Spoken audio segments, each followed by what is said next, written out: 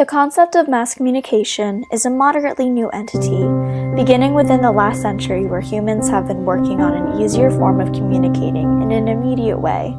We like to be informed, entertained, and engaged in the world.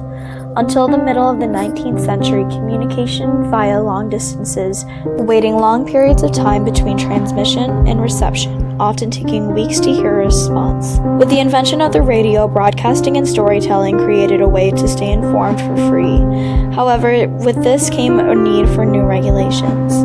These regulations became a response to one of the greatest tragedies in modern history. This is the story of how a misunderstanding of communication turned into one of the largest lessons our government has learned. This is the story of how communication failed the Titanic. The Wireless Ship Act of 1910 ensured that large passenger ships with more than 50 passengers must be equipped with wireless sets and trained staff. These radios must be able to contact another radio within 100 miles.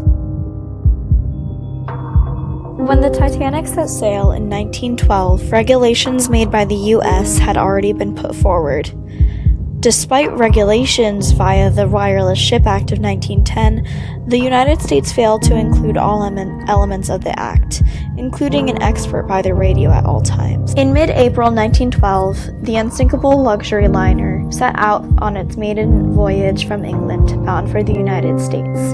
Its passengers, mostly wealthy and well-known people, expected a luxurious trip across the Atlantic. However, that was not what occurred. After the Titanic collided with the iceberg, the radio operator on board began sending SOS signals. Unfortunately, it was late at night.